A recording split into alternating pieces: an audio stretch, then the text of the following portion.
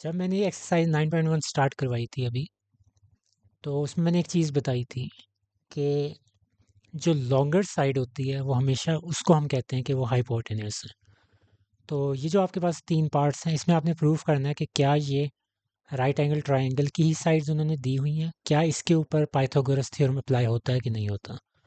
तो जैसा कि मैंने बताया था कि इनमें जो साइड मैटर करती है ना, वो सिर्फ हाइपोटेन्यूस है, जो लॉन्गर साइड। बाकी जो दो हैं वो तो लेग्स कहला रही हैं। आपने पिछले क्वेश्चंस देखे, हमेशा उसको लेग्स कह देते हैं। उसमें ये कोई मेंशन नहीं होता कि कौन सा आपके पास परपेंडिकुलर, वो मैंने आपको एक्स्ट्रा इन्फॉर्मेशन दी थी क्वेश्चन 1 पे। तो यहाँ कहीं भी मेंशन नहीं होता कि उसमें से आपके पास परपेंडिकुलर कौन सी है और आपके पास बेस कौन सी है।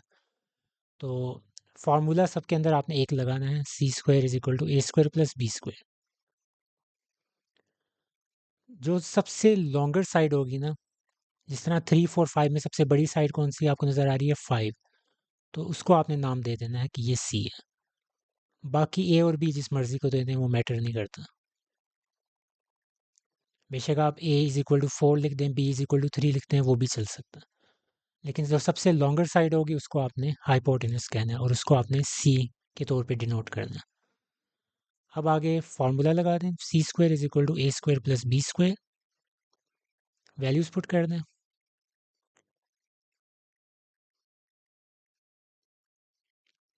तो इन क्वेश्चंस के अंदर बेसिकली आप अपनी जो है लॉन्गर साइड जो है वो लेफ्ट साइड पे पुट कर देंगे सी की जगह पे, बाकी जो दोनों लेग्स हैं वो उस ए बी के अंदर पुट कर देंगे। और फिर हम चेक करेंगे कि क्या आपकी left hand side right hand side के बराबर आ रही है कि नहीं आ रही। अगर तो आ रही होगी तो इसका मतलब कि ये जो आपके पास साइड्स दी हुई हैं, ये वाकई में ही राइट एंगल ट्राइंगल की है। आप लिख देंगे कि this belongs to right angle triangle. लेकिन अगर लेफ्ट हैंड साइड और राइट हैंड साइड बराबर नहीं आती, तो फिर आप लिख देंगे कि these sides does not belong to right angle triangle. तो 25, 3 का स्क्वायर 9, 4 का स्क्वायर 16, 25, और ये कि 9 प्लस 16 क्या हो गया, 25। तो left hand side right hand side के बराबर आ गई। तो आप कहेंगे दीज आर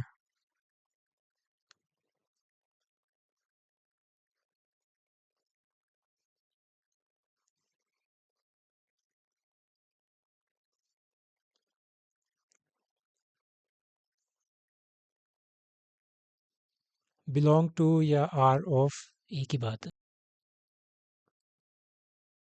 सेकंड पार्ट है, इसमें आप देख सकते हैं कि 25 सबसे बड़ी वैल्यू है।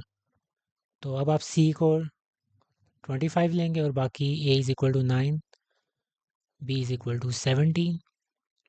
फार्मूला अप्लाई करें, C square is equal to A square plus B square.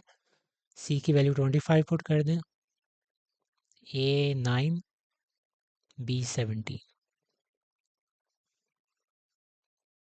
25 का स्क्वायर क्या होता है, 625। 9 स्क्वायर 81, 17 स्क्वायर 289 होता है गालबन।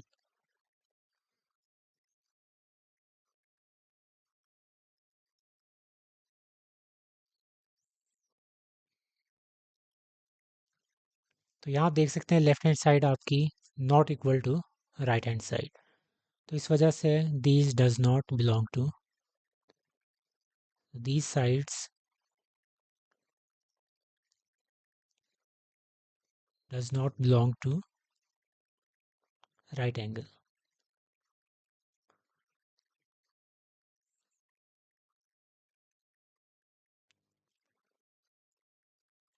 राइट एंगल ट्राइंगल भी लिख सकते हैं या राइट ट्राइंगल लिख लें, एक ही बात है।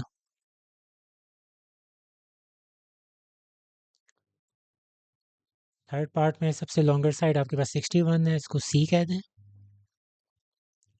तो ए आपके पास 11 कह देते हैं हम इसको, और बी आपके पास 60। फार्मूला अप्लाई करें,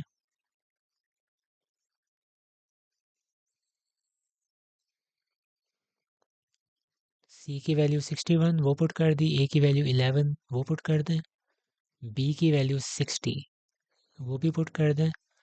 61 का स्क्वायर अभी हमने पिछले क्वेश्चंस में निकाला था,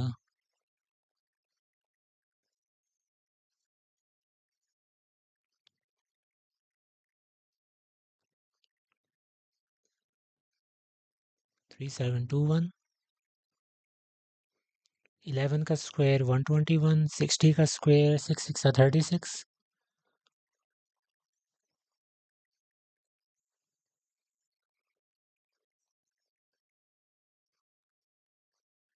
और 121 को 3600 के अंदर ऐड कर दें तो आपके पास 3721। तो यहाँ आप देख सकते हैं कि लेफ्ट हैंड साइड आपकी राइट हैंड साइड के बराबर आई है। तो दीज साइड्स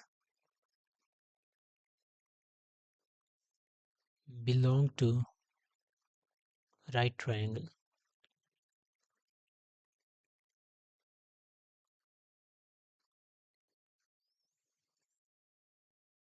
इस क्वेश्चन के अंदर अगर आप गौर से पढ़ें तो उन्होंने कहा हुआ है कि A B C is right angled at C. तो सबसे पहले डायग्राम बनाएं।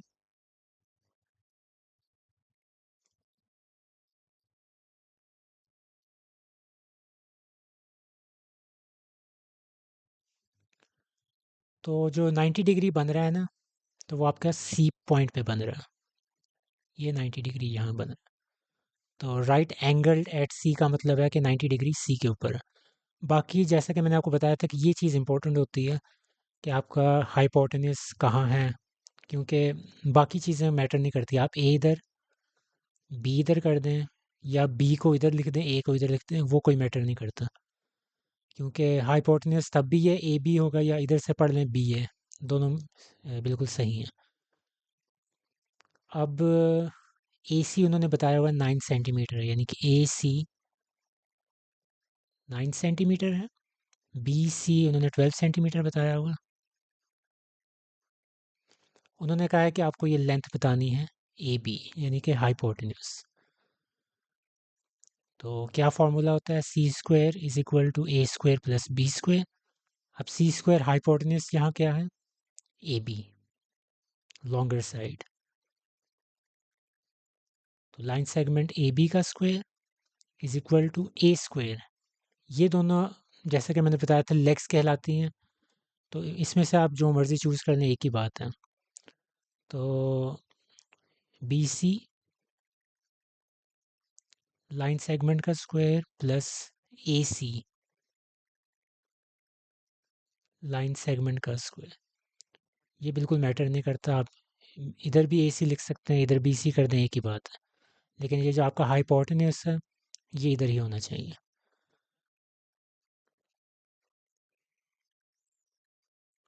बी सी की वैल्यू आपके पास क्या है, 12 है। ए सी की 9 है। 12 आपके पास स्क्वायर हो गया 144। 9 स्क्वायर हो गया आपके पास 81।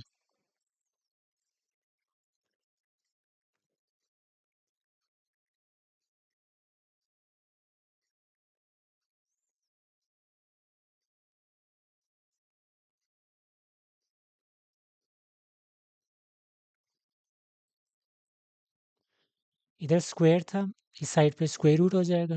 तो 225 का स्क्वायर रूट क्या होता है आपके पास, 15। और यूनिट आपके पास कौन सा चल रहा है, सेंटीमीटर चल रहा है। तो ए बी जो लाइन सेगमेंट है उसकी लेंथ आपके पास आ गई 15 सेंटीमीटर। आपने ए बी की लेंथ ही निकालनी थी। हाइपोटेन्यूस दिया हुआ है राइट एंगल का, राइट ट्रायंगल का 25 सेंटीमीटर। तो ये आपके पास राइट एंगल ट्रायंगल आ गया, हाइपोटेन्यूस उन्होंने 25 सेंटीमीटर दिया हुआ। एक साइड उन्होंने कहा हुआ है कि 24 है। तो क्योंकि ये दोनों लेग्स कहलाती हैं तो कोई एक आप इसको 24 लिखते हैं और दूसरी आपने फाइंड करनी है। तो C square is equal to A square plus B square. Hypotenuse हमेशा सी होता है, तो 25 इधर आ गया। ए की जगह पे 24 लिख दें, क्योंकि इनमें से कोई एक आपने निकालनी है। अगर आप इसकी जगह पे 24 करेंगे फिर आपको ए की वैल्यू निकालनी है, और अगर आप ए की जगह पे 24 लिख रहे हैं तो फिर आपको बी की वैल्यू निकालनी है। क्वेश्चन सेम रहेगा, आंसर भी सेम रहेगा।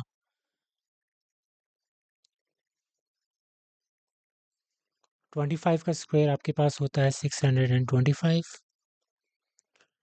24 का स्क्वायर अभी देख लेता हूँ 576।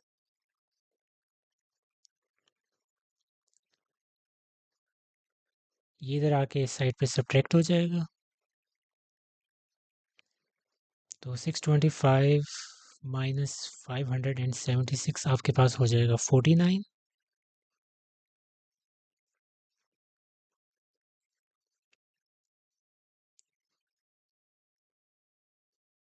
दोनों साइड्स पे आप स्क्वायर रूट ले लें। ये स्क्वायर स्क्वायर रूट के साथ कैंसिल हो गया। 49 का स्क्वायर रूट क्या होता है आपके पास 7। तो यहाँ से आपके पास बी की वैल्यू 7 सेंटीमीटर आ गई, यानी कि द अदर लेग। तो ये आपका आंसर आ गया। अब ये क्वेश्चन ही वजह है जिसकी वजह से मैंने आपको एक्सरसाइज 9.1 स्टार्ट होने से पहले डिटेल में बताया था कि हाइपोटेन्यूज क्या होता है और परपेंडिकुलर और बेस क्या होती है। क्योंकि ए बी सी अगर आप याद रख लेंगे और फार्मूला रख लेंगे तो डायग्राम ना तो आप डायग्राम बना पाएंगे और ना ही आप प्रैक्टिकल एग्जांपल्स को समझ सकेंगे। A ladder 17 meter long when set against the wall of a house। फर्ज करें ये आपका घर है, ये घर की दीवार है।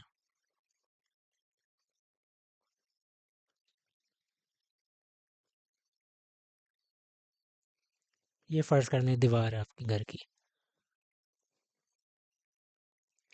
अब इस घर की दीवार के साथ उन्होंने लेडर एक सीढ़ी लगाई हुई है। इस तरह हम टेक लगाते हैं।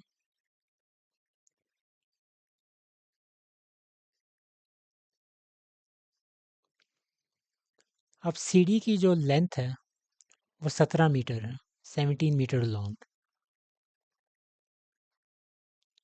तो ये जो है आपकी जो सीढ़ी है वो 17 मीटर लॉन्ग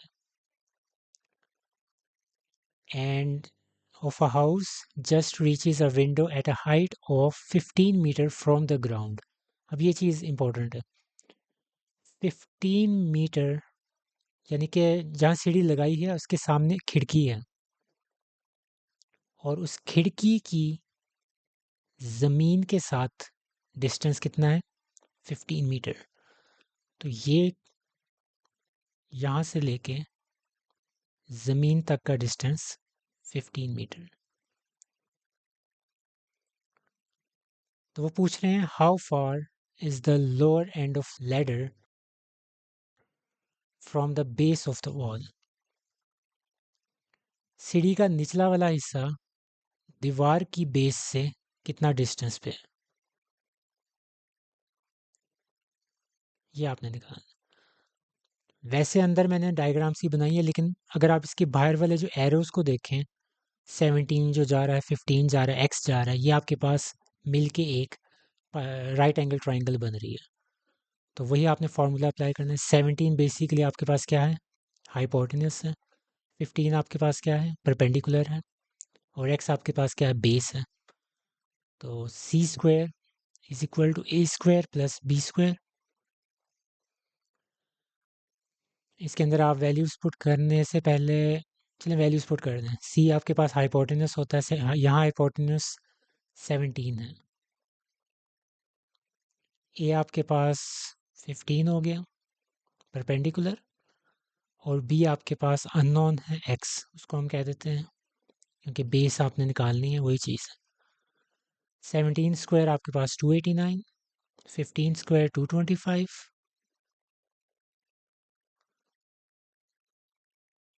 225 इधर आके माइनस हो जाएगा।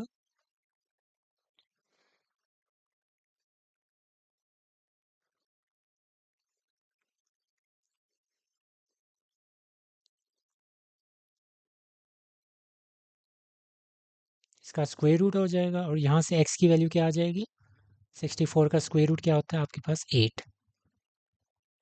तो 8 वेट मिनट, यहाँ शायद सेंटीमीटर नहीं मीटर, मीटर की बात, तो खाली मीटर होगा।